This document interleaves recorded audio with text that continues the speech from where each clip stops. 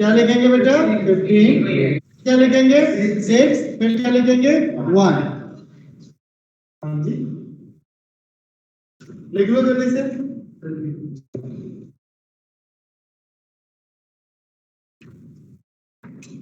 लिख लो अपने मन से बना।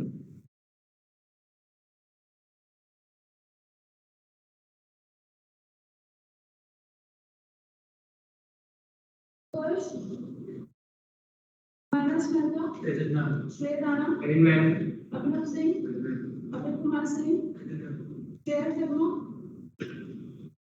श्रेया शर्मा, आयुष कुमार,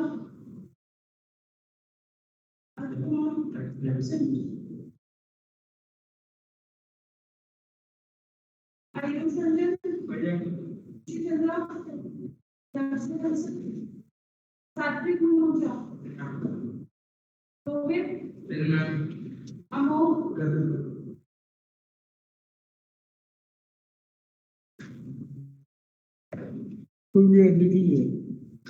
दीपेश कुमार,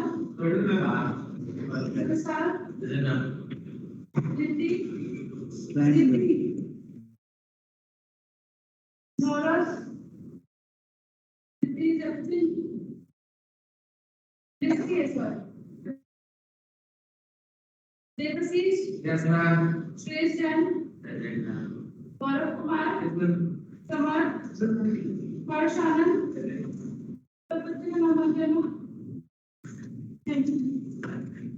ओके तो ये पांच स्टेप्स रहेंगे तो ये लिखते रहेंगे। इससे फायदा क्या है?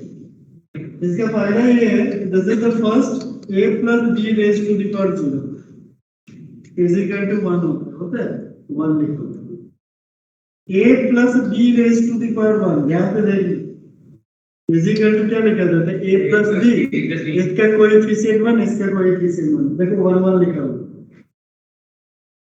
a plus b का होल स्क्वायर ध्यान से देखो is equal to a square plus 2ab plus b square a square का कोएफिशिएंट 1 ab का कोएफिशिएंट 2 b स्क्वायर का coefficient 1 1 2 1 a plus b whole cube ध्यान से देखना आराम से इज इक्वल टू क्या हो गया a cube plus 3a square b plus 3ab square plus b cube क्या लिखा हुआ है 1 3 3 1।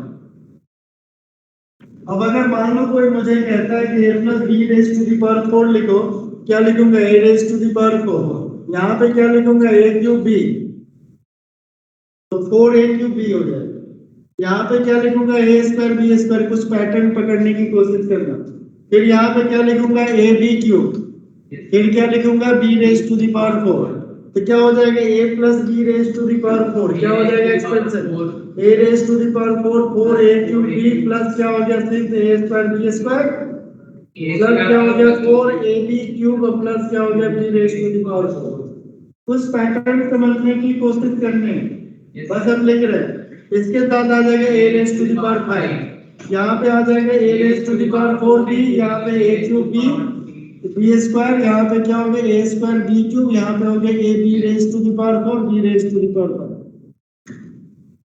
कुछ पैटर्न आ रहा है समझ में क्या आ रहा है कि एक का पावर कम होते जा रहा है दूसरे का पावर इंक्रीज होते जा रहा है ठीक है जैसे जैसे टीचर का नॉलेज कम पड़ता जाता है बच्चे का नॉलेज बढ़ता जाता है जब तक टीचर का नॉलेज ज्यादा है तब तक तुम लोग घटेंगे ओके तो क्या हो गया a रेज़ टू देखो ये a कहाँ गया a का पावर 5 4 3 2 1 0 एक ऑब्जर्वेशन दिखा दिया b का पावर क्या होगा 0 1 2 3 4 5 याद करने की जरूरत है एक प्लस नोट की इसके बाद अच्छा और क्या ऑब्जर्वेशन है कि नंबर ऑफ टर्म्स अगर पावर यहाँ पे 0 है तो नंबर ऑफ टर्म 1 है पावर यहाँ पे 1 है तो नंबर ऑफ टर्म्स 2 है पावर यहाँ पे 2 है तो नंबर ऑफ टर्म्स 3 है पावर यहाँ पे 3 है तो नंबर ऑफ टर्म्स 4 है पावर अगर है तो नंबर ऑफ टर्म्स 1 है देखते रहो ध्यान से और ऑब्जर्वेशन क्या है कि पहला और आखिरी ये दोनों कोएफिशिएंट सेम होते हैं सेकंड और सेकंड लास्ट ये भी सेम होते हैं थर्ड एंड थर्ड लास्ट वो भी सेम होते फोर्थ एंड फोर्थ लास्ट वो भी सेम होते हैं, फिफ्थ एंड फिफ्थ लास्ट वो भी सेम होते हैं। इधर से शुरू उधर से खत्म। देख लो ध्यान से, यहाँ पे वन तो ये भी वन, यहाँ पे फोर तो यहाँ पे भी फोर, यहाँ पे सिक्स तो यहाँ पे सिक्स, ये ऑड है। अगर देखो यहाँ पे देखो वन तो यहाँ पे क्या है वन, यहाँ पे फाइव तो यहाँ पे फाइव, यहाँ पे टेन यहाँ पे टेन। इसका मतलब क्या हो गया, ये पास्कल्स ट्रायंगल का अगर कोई एप्लीकेशन पार्ट करता है तो what will be the application, it will give the coefficient of binomial expansion. क्या देता है, it will give the coefficient of binomial expansion. पहला रो क्या देता है, a plus b raised to the power 0 का। सेकेंड क्या देता है, a plus b raised to the power 1। Third क्या देता है, e plus b raised to the power 2 का, 3 का, 4 का, 5 का, 6 का, 7 का, 8। क्या अपने पास यही काम है, ऐसे ट्रायंगल लिखते जाए, यही का 1 का, 2 का, 3 का, 4 का, 5 का, 1 का, पता नहीं किससे ये लिखते हैं। तो हमारे पास ये हो गया कि ये एक छोटे बहुत छोटे बच्चों को ये आप लोगों को 7th 8th में सिखा देना चाहिए, क्योंकि एक्सपेंशन तो आज तक a plus b whole cube नहीं आया, और आज के बाद अगर नहीं आएगा तो दुनिया का कोई इंसान नहीं सिखा सकता।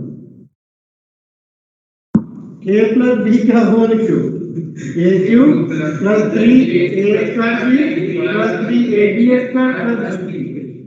अब इसके बाद कोई नहीं सिखा सकता, इसलिए मैं भी उठक बैठक लगा। नमस्कार, ठीक है।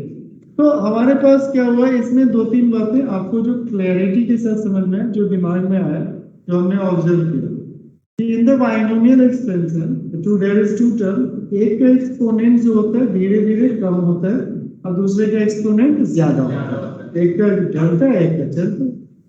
ओके, दूसरी बात क्या है, इसमें ध्यान से देखोगे तो हर एक टर्म का एक्सपोनेंट यानी हर एक टर्म का डिग्री वही होता है जो बाइनोमियल का एक्सपोनेंट हो।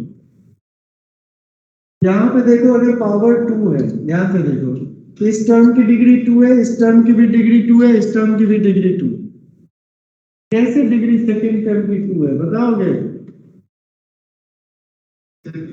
मान लो कैसे 2 है, जान लोगे क्या, यहाँ पे वहां यहाँ बताओ, ध्यान दो की बात, उसको छोड़ के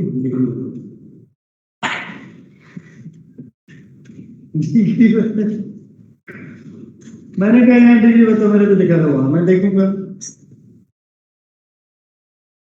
तुम बताओ। और टू नहीं होगा तो क्या होगा, ये छोड़ के, ये छोड़ के, इसका डिग्री कितना है, वेरी गुड, मुझे पता था कैसे वैसे होता है,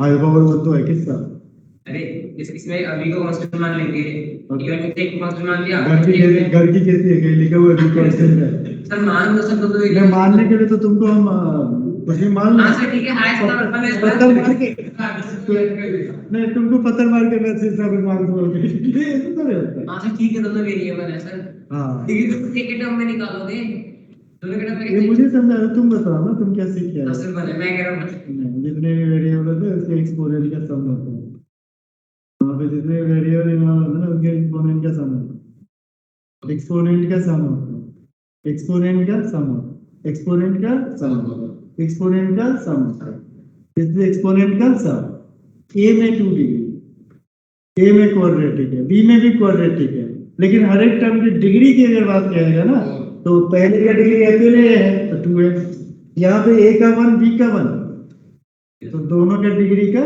सम क्या हो गया 2। नहीं तो अगर डिग्री अगर 1 होगा ना फॉर्मूला ही गलत है। एक डिग्री की बात करते हैं तुम राहुल गांधी की बात करो, मैं तो इसकी बात पूछ रहा था, मैं तो सेकंड टर्म की बात कर रहा सर था। ठीक है सर, एक का मतलब बी का ठीक ऐसे है जैसे इसको आता था और ये बता रहा सर तो एक्सेप्ट कर लिया, ठीक है सर आप सही हो, आगे बोलो, हम तो हमेशा सही, आप एक्सेप्ट नहीं करते, आप जो ऑरा बनाने की कोशिश करते हैं उसको जल्दी दूर भाग जाते हैं, आप जो हो वही रहो, ऑरा मत बनाओ। ओके, यहाँ पे बी स्क्वायर इसमें देखोगे हर एक का पहले का डिग्री 3, यहाँ पे क्या हो गया A square B raise to the power 2 plus 1 3, फिर यहाँ भी 3 यहाँ।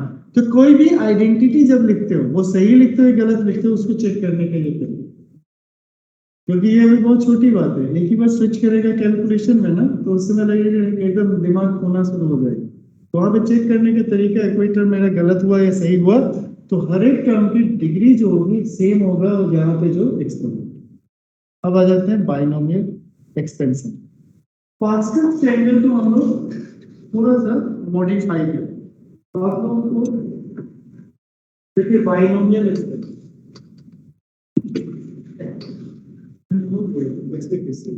अभी तो नहीं हुआ होगा।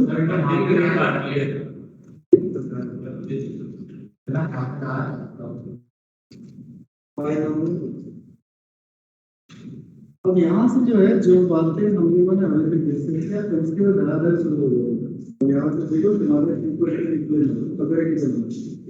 मान लो x plus Y raise to the power, इसका एक्सटेंशन तो ये पास्कल ट्रायंगल्स तो हम n टाइम्स नहीं लिखेंगे, तो ऐसे केस में हम करते हैं कहाँ से शुरू करते हैं nc0 x raise to the power plus nc1 x raise to the power n minus 1 plus क्या लिखते हैं nc2 x raise to the power n minus 2 y,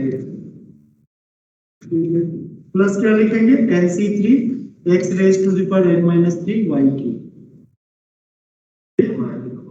ऐसे करके बढ़ता जाएगा,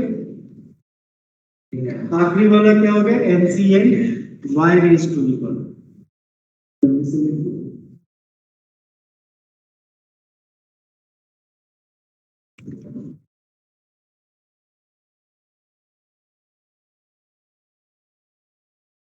कहाँ से शुरू होगा nc0 nc1 nc2 nc3 nc4 nc5 and so on, ठीक है। और x का पावर n, x का power n minus 1 n minus 2 n minus 3 so on so कहाँ पे आ जाएगा 0 पे, और इसके साथ साथ y का पावर इंक्रीज होगा। अब अगर मान लो इसको मैं कहूँ कि जनरल टर्म बताओ NCR के साथ क्या लिखा है, तो देखो NC0 के साथ क्या लिखा हुआ है, ध्यान से देखो यही कहते हैं ऑब्जर्व करो, फिर कह देते हो होता ही है, होती नहीं है, ऑब्जर्व करो। NC0 x का पावर n माइनस 0 y का पावर 0 लिखा हुआ है, ध्यान से देखो, कंपेयर करो। NC1 लिखा हुआ है x का पावर n माइनस 1 y का पावर 1 लिखा हुआ है। NC2 लिखा हुआ है x का पावर y का पावर 2।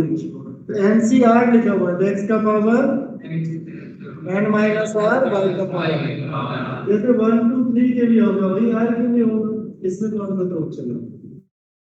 अगर मान लो कोई कहता है NC15 लिखो, x का पावर n माइनस 15 और y का पावर 15, तो यही चीज बताता है कि हर एक टर्म का जो डिग्री है वो क्या है सेम। डिग्री मतलब दोनों वेरिएबल के एक्सपोनेंट का सम, ठीक है। ओके क्या से क्या है ओके सर ये आपने क्या लिख दिया, कौन सा टर्म है, कौन सा टर्म है, तो देखो फर्स्ट टर्म अगर है तो C0 लिखा हुआ है, फर्स्ट टर्म है तो C0, सेकेंड टर्म है तो C1, थर्ड टर्म है तो C2, कुछ पैटर्न आया समझ में, फिफ्थ टर्म होगा तो C4, सिक्स्थ टर्म होगा तो, और अगर यहाँ पे उल्टा देखो, यहाँ पे 0 लिखा हुआ है तो फर्स्ट टर्म, 1 लिखा हुआ है तो सेकेंड टर्म, 2 लिखा हुआ है तो थर्ड टर्म, 3 लिखा हुआ है तो फोर्थ टर्म, तो R लिखा हुआ है तो R प्लस 1 कौन सा टर्म R प्लस 1, यानी उससे एक ज्यादा। तो दिस इज इक्वल टू, इसको हम क्या कहते हैं, तो ध्यान से देखो ये जो लिखा हुआ था इसको हम कहते हैं जनरल टर्म। क्या कहते हैं इसको जनरल टर्म। लिख लो TR प्लस 1, इसको क्या हो गया, ये क्या होगा बेटा general term. This is equal to क्या लिखेगा NCR, R प्लस 1 है तो उसे एक टर्म लिखेगा NCR, तो x का पावर क्या लिखा जाएगा n माइनस r, y का पावर r, ये हो गया। इसको क्या कहा जाता है जनरल टर्म, क्या कहा जाता है भाई जनरल टर्म। अगर इसमें देखो क्वेश्चन करते सर, अब यही सब है, यही सब अभी तो चीज सब लो, तुम्हें लगता है बताओ 37 क्या होगा? 37 NCR x n minus 3. अरे जिसको समझ में आता है, देखो अगर तुमसे नहीं पूछ रहे किसी से, ये मत समझना कि तुमसे एकदम नाराज चल रहे हैं, मुझे ऐसा फील होता है कि तुम्हें आता है, ठीक है, किसी को सिखाना होता है। अब इसको बार बार मौका इसलिए दे रहे हैं कि बाद में मुंह खोल के बैठे, इसमें तो कोई भी बता, कौन बता सकता है इसको 37 कैसे लिखेंगे, कोई भी बता देगा, क्या लिखेंगे बता दो, इसको बोल रहा था बताओ। NCR x n कान minus पकड़, एनसीआर कहाँ से आएगा? जब यहाँ पे 7 है तो आर कैसे आएगा? मतलब नहीं, एक बार में सही क्या लिखेंगे? एनसी से क्या लिखेंगे? एनसी से एक्स का पावर n माइनस वाई का पावर 6। अगर मान लो टी 4 लिखना है, कैसे लिखोगे बताओ? NC 3 x की पावर n minus 3 y की पावर क्लास में समझने के लिए बैठना चाहिए ना, कंप्यूटर क्यों समझने के लिए बैठना। ओके, तो इसको क्या कहा जाता है? ये लिखना, केवल ये लिखना जनरल। अच्छा, अब दूसरी बात, अगर मैं तुमसे पूछूं टोटल नंबर ऑफ टर्म्स कितने होंगे बताओ तो? टोटल नंबर ऑफ टर्म्स कितने होंगे? n plus 1। कैसे काउंट करोगे? तो देखो सी कहां से शुरू हो रहा है? 0 से। काउंटिंग कहां तक जा रहा है? n तक। 0 1 तक तो सर 1 ज्यादा हो जाएगा। कितने टर्म्स हो जाएंगे? अरे भाई बताओ, तुम लोग बोलो, और तुम लोग साथ में ना इधर कैलकुलेट, कितने हो जाएंगे बोलो भाई।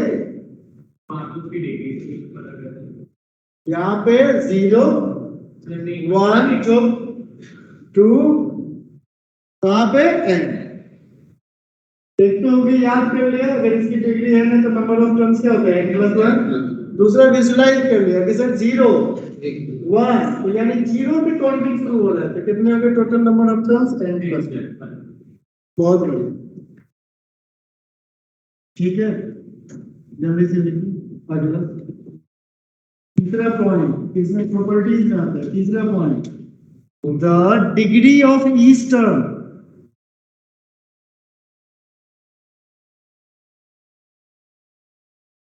Degree of each term is always same. Same किसका? Whatever the exponent of binomial expansion. Binomial term का जो एक्सपोनेंट है उस पे क्या होगा? उस पे जो एक्सपोनेंट है उसके इक्वल होगा, और ऑलवेज क्या होगा? सेम। ठीक है, लेकिन कहीं कहीं डिग्री डिफरेंट हो सकती है।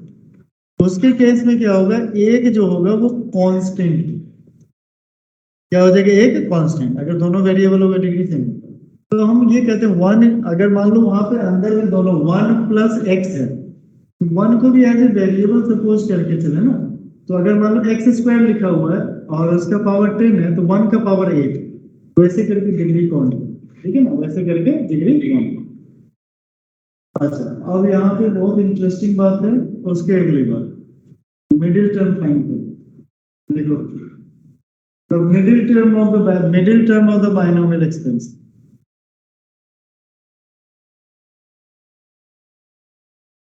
कैसे निकालोगे बताओ? सोचो बताओ। Sir n plus 1 + 1/2। अच्छा, कैसे? ये कैसे पता चला? सही सोचा है, लेकिन थोड़ा सा उसको और करेक्ट कर लेगा तो अच्छा हो जाएगा, थोड़ा सा मिस हो रहा है। n + 1 + 1/2 कब होगा? ऑड एनिमल होगा, कौन इवन होगा? एनिमल होगा, n इवन। n इवन होगा, total number of terms odd होंगे।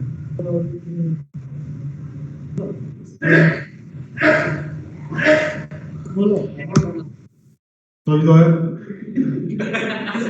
कुछ बोला, दिमाग में नहीं है क्या? Irritating factor. दिमाग वमाग नहीं काम करता है क्या? डांट खाना जरूरी है कि मजा आता है गधा बनने में? मैंने कुछ बोला ही नहीं। बोलो। अबे यार।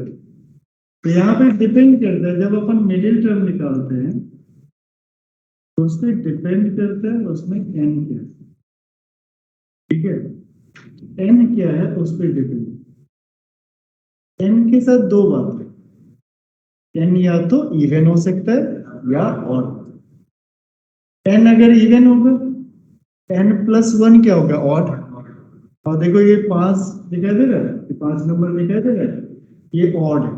इनके जब मिडिल टर्म निकालने होंगे तो क्या करेंगे? इसे प्लस 1 करके 2 से डिवाइड करते हैं। ऐसा कब करते हैं? जो ऑड हो। ठीक है, तो n प्लस 1 अगर ऑड होगा तो इसका मतलब n इवन होगा। n इवन होगा, n प्लस 1 ऑड होगा, तो उसके केस में अगर मिडिल टर्म निकालना है तो n प्लस 1 डिवाइडेड बाई 2। ठीक है, अच्छा n अगर मान लो ऑड है, n ऑड है, n प्लस 1 क्या हो जाएगा? इवन। तो अगर मान लो मेरे पास ये है, इसके मिडिल टर्म 10 हो गया, 10 में मिडिल टर्म हमेशा 2, मिडिल टर्म हमेशा क्या होगा? 2 होगा। समझ में आ रहा है?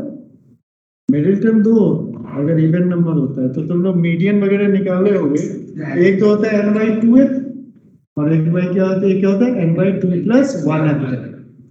ठीक है, तो जनरल एक्सप्रेशन के फॉर्म में अगर हम लिखें तो ऐसे लिखेंगे, मिडिल टर्म में हमेशा हम क्या करेंगे? 2 केस बनाएंगे। तो अगला है मिडिल टर्म। मुझे पता है यहाँ पे एनसीईआरटी है, अब ऐसे एनसीईआरटी से आगे लिखेंगे तो डबल टर्म से बोल देंगे, वो भी मालूम है। मिडिल टर्म, मिडिल टर्म अच्छी बात है, एनसीईआरटी भी आता है तो अच्छी बात है। और इसमें जानते हो एनसीईआरटी की कितना कंसेप्ट है, उससे बाहर जेई मेंस भी नहीं, ऐसी बात नहीं। मिडिल टर्म तो हम सोचेंगे लेफ्ट, इसके बारे में बात करें एन। एन इज एन जब इवन होगा तो आप सब लोग समझ रहे हो नंबर ऑफ टर्म्स क्या हो जाएगा? जब कि होंगे नंबर ऑफ टर्म्स क्या हो जाएगा? कितना हो जाएगा? n।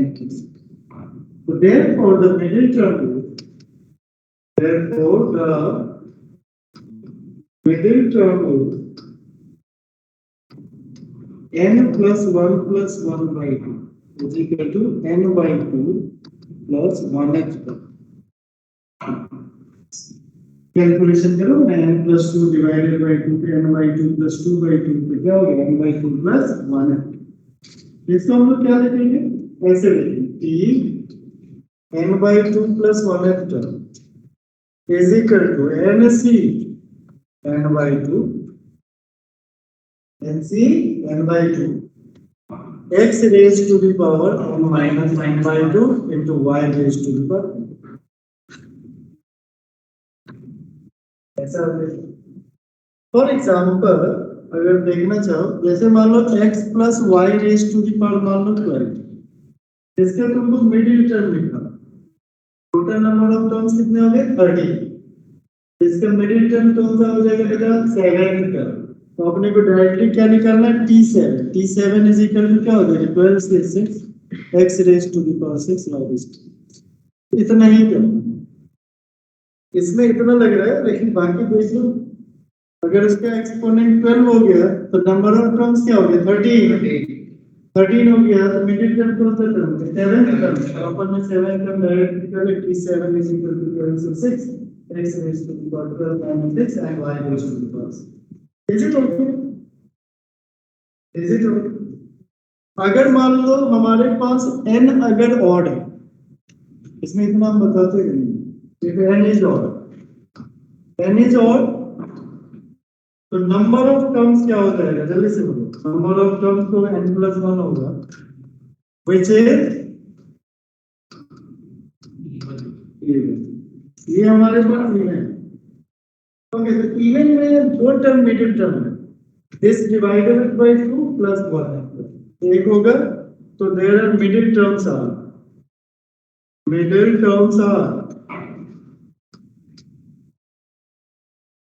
n plus 1 by 2 comma n plus 1 by 2 plus 1. That implies n plus 1 by 2 term और दूसरा क्या होगा और and दोनों मिडिल टर्म होता है तो दोनों लिखना पड़ेगा n plus 3 by 2h term.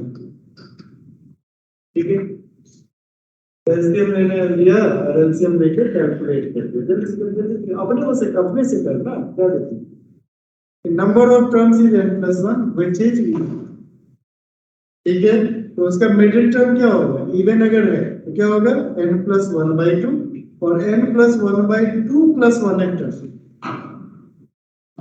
2 plus 1 तो क्या होगा n plus 1 by 2 टर्म और n plus 3 by 2 इसमें कौन कौन सा मिडिल टर्म हो गया देखो क्या लिखोगे t n plus 1 by 2 इसको कैसे लिखा जाता है यहाँ पे n c इससे 1 माइनस करेंगे क्या हो जाएगा n minus 1 by 2 ठीक है और x raised to the power जो जैसे लिखते बैठे y raised to ठीक है t n plus 3 by 2 इसको कैसे लिखेंगे जल्दी से बोलो c n plus 1 by 2 और यहाँ पे x का पावर y का पावर जैसे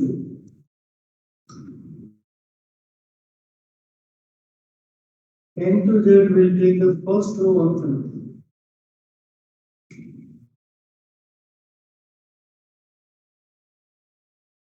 फालतू बात कर रहे हैं बहुत जरूरी है इससे लगेगा कि बहुत बड़ा चीज दिख रही है बिल्कुल ही बकवास चीजें अभी देखो कैसे बकवास है अभी तो फटाफट ये लग रहा है ना बहुत बड़ी चीज हमने सीखा ये 100 टके का नहीं है इतना ज्यादा नहीं सोचना प्रैक्टिकल है तो है आपने n plus 1 की बात करी वैसे भी है जो लिख दिया गोल्डन वर्ड से लिखा हुआ है रप्पा के समय में लिखा खुदाई से निकला हुआ रप्पा एक मेमोरी जो भी होती मैच लगा के कर रहे हो ओके देखो अब इसमें डायरेक्ट देखो मिडिल टर्म हम लोग कैसे करेंगे जैसे कोई भी एक्सप्रेशन बोलो एक्सपेंशन बोलो x plus y raised to the power कुछ भी बोलो कुछ जो मन करे 19 मिडिल टर्म में करना तो इसमें नंबर ऑफ टर्म्स कितने होंगे जल्दी से नंबर ऑफ 20 हो गए तो मिडिल टर्म कौन सा हो गया 10th टर्म और दूसरा कौन सा हो जाएगा 11 तो t10 इज इक्वल टू क्या लिखोगे 19c 9 x raised to the power 10 y raised to the power x raised to the power 9 कोई बताओ 10 10 दोनों में से एक होगा फिर एक बार कंफर्म होगा 10 10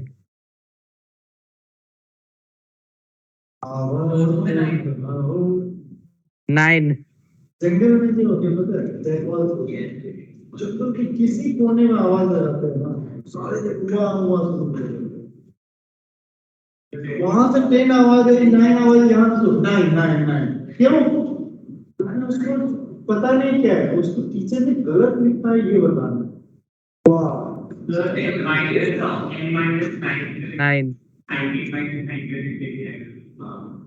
तो मुझे क्या बता रहा मैंने तो लिख दिया सही लिख दिया उसके बाद तुम ही लोग 9 10 सही है T11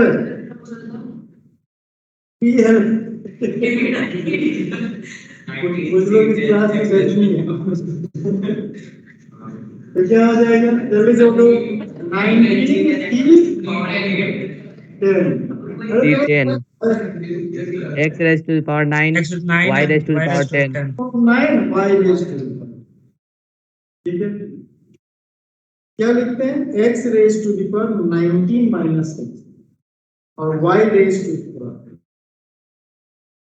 x raised to the power n minus r याद करने की जरूरत नहीं है बेटा याद क्यों कर रहे हो याद करने की जरूरत ही नहीं है ये दोनों वैल्यू सेम होता है ज्यादा परेशान होने की जरूरत ठीक है एक प्रॉपर्टी जो यहाँ पे देख लेते हो वहां पे एक पेज में पीछे जो एक बहुत इंपॉर्टेंट प्रॉपर्टी मिस हो गया देखो पीछे जो है यहाँ पर प्रॉपर्टी लिखे थे एनसी और यहाँ क्लियर कर रहे थे। ओके, वहां पे लिख लो NCR NCN माइनस आर। एक CR दूसरे CR के equal NCR NCN minus R. ऐसे भी सॉल्व करके देख लीजिए। ठीक है, NCR लिख लीजिए, क्या होता है जल्दी से एक बार लिख लो ना, चेक करने के लिए। सही रफली कर लो इसको। NCR क्या होता है? n factorial upon R factorial n minus R. NCN minus R क्या होगा देखो, n factorial upon r factorial n minus R. दोनों तो एक ही बात है। और इसी में छोटा सा और लिख लेना, if NCX is equal to NCY, that implies x plus y is equal to, या फिर x plus y का सम n के इक्वल होता है, और x is equal to y तो तेरे मन में चल रहा है। सर NCX अगर NCY के इक्वल होगा, XY हमेशा इक्वल होगा। ठीक है, एक तो ये हो गया। और या फिर दोनों का सम n के इक्वल है, तो देखो ये दोनों इक्वल है, दोनों का सम करोगे तो n के इक्वल। देखो ना, r plus n minus r किसके इक्वल होता है? n के। ये बड़ा इंपॉर्टेंट है। अगर कोई तुम्हें कहता है 10C2, इसका वैल्यू किसके? 10C8 के equal. NCX is equal to NC। कैसे? इसको क्या लिखोगे? 10 फैक्टोरियल अपॉन 2 फैक्टोरियल 8 फैक्टोरियल। इसको क्या लिखोगे? 10 फैक्टोरियल अपॉन 8 फैक्टोरियल और 2 फैक्टोरियल। ये दोनों आपस में इक्वल होंगे कि नहीं होंगे? Yes sir. तो इसके साथ साथ ये दिखाई दे रहा है, इक्वल नहीं होगा। Yes sir. इसमें कौन सा बाहर निकलेगा? ओके, अरे ओके, हाँ बोलो। Yes sir. तो इतनी बात है। तो देखो तुम्हें मिडिल टर्म तो जल्दी से लिखो। यहाँ पे एक चीज ध्यान रखना, और कहा गया है इसको जो कहा जाता है, ये जो लिखा हुआ है, इसको मैं राउंड कर रहा हूँ। These are the binomial coefficient. इसको क्या कहा जाता है बेटा? Binomial coefficient. NC0, NC1, NC2, NC3, so on all NCN, ये सब के सब क्या कहे जाते हैं बेटा? Binomial coefficients. ठीक है, मिडिल टर्म में जहां पे थे वहां पे आ देखो, the greatest binomial coefficients, the greatest binomial coefficient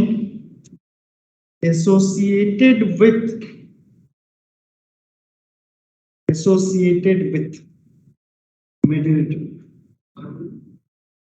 दोबारा क्या बोल दो बेटा, एक कहां से बोल दिया मैंने? The greatest binomial coefficient associated with middle term। यानी आप जो मिडिल टर्म का जो कोएफिशिएंट निकाल रहे हो ना, वो ग्रेटेस्ट बाइनोमियल कोएफिशिएंट क्या होगा? वो ग्रेटेस्ट बाइनोमियल कोएफिशिएंट। तो आपके दिमाग में होगा सही। तो इसका मतलब ये तो मिडिल टर्म इसमें दो आ गया, तो ग्रेटेस्ट तो एक ही होगा ना, ग्रेटेस्ट तो एक ही होता है ना, तो सोचा द ग्रेटेस्ट एक ही होगा। और अगर या तो 99 ग्रेटेस्ट होगा या फिर 9 से 10 होगा, 19 से 10, तो तुम कहोगे कि सर ये दोनों तो इक्वल है, इसीलिए तो ग्रेटेस्ट तो तभी होता है ना सबसे ज्यादा बड़ा। दो तीन बड़े कौन है आदमी? मैंने क्या कहा? Greatest binomial coefficient associated with middle term. इसको क्वेश्चन ही नहीं समझना। मैंने क्या बोला कि मिडिल टर्म जब हम इवन वाले का निकालते हैं, इस तरह का ऑड वाले का, उसमें दो आता है, तो ग्रेटेस्ट ये तभी हो सकता है दोनों सेम। दोनों सेम तो होता है या वहीं पे तो लिखा हुआ है, इसके लिए हमें अमेरिका थोड़े जाना है। NCR is equal to NCN minus 19C9, तो लिखोगे 19 फैक्टोरियल 10 फैक्टोरियल 9 फैक्टोरियल। इसको क्या लिखोगे? 19 फैक्टोरियल 10 फैक्टोरियल 9 फैक्टोरियल, दोनों इक्वल।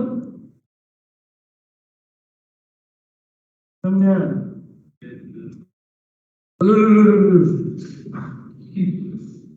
और इसके बाद तुम कोई भी लिखोगे, उनकी वैल्यू इनसे हमेशा कम होगी। सबसे ज्यादा नंबर ग्रेटेस्ट तो मतलब क्या होगा, ग्रेटेस्ट मान लो दो लोगों का सेम नंबर तो ग्रेटेस्ट तो उसको लिख सकते हैं, बाकी चीज उससे छोटे हैं। तो ग्रेटेस्ट बाइनोमियल कोएफिशिएंट कहाँ से एसोसिएटेड होता है? ऑलवेज। Middle term. कौन? Binomial coefficient. कौन? बाइनोमियल। कौन? बाद में डबल होगा कोएफिशिएंट, बाइनोमियल कोएफिशिएंट अलग अलग चीज होता है। कौन? बाइनोमियल। कौन? एनसीईआरटी खत्म। ऐसा उल्लू इंसान है जो ज्यादा लगता है कितने दिन में खत्म, एक क्लास में खत्म हो गया, करा कैसे खत्म हो? यहाँ पे मैंने आपको ये बोला एनसीईआरटी खत्म, चैप्टर नहीं खत्म हुआ भाई। क्या बोला? अब इसके बाद अगले टॉपिक लिख लेना, जब आगे क्लास में आएंगे ना लिख लेना न्यूमेरिकली ग्रेटेस्ट का। अब तो चैप्टर शुरू होगा, अभी चैप्टर शुरू हुआ कहाँ है? चैप्टर तो अब शुरू होगा। सर आपने बोला धीरे धीरे ग्राफिक कहां आएगा? हाँ बस न्यूमेरिकली ग्रेटेस्ट देखना। अरे तुमको यार मजाक लग रहा है, सीरियसली कह रहा है, बस क्वेश्चन तेरे को समझ में आना चाहिए। सीरियसली कह रहा है, प्रीवियस ईयर का ओपन कर देंगे और सारे क्वेश्चन यहाँ पे बैठ के करना। अभी आज क्वेश्चन नहीं करवाया ना, अगले क्लास में क्वेश्चन करवाया। इसमें कहता है term independent from its greatest binomial coefficient, और छोटा सा बेसिक कोएफिशिएंट का बाइनोमियल कोएफिशिएंट के प्रॉपर्टी। 8 डिब्बे है बेटा, 8 बॉगीज आर देयर। एक मेट्रो में 8 बॉगीज होते हैं, कुछ में 6 होते हैं, कुछ पे एडवर्टाइजमेंट भेजते हैं। ठीक है, थैंक यू सो मच, मिलते हैं after the long break. Thank you sir.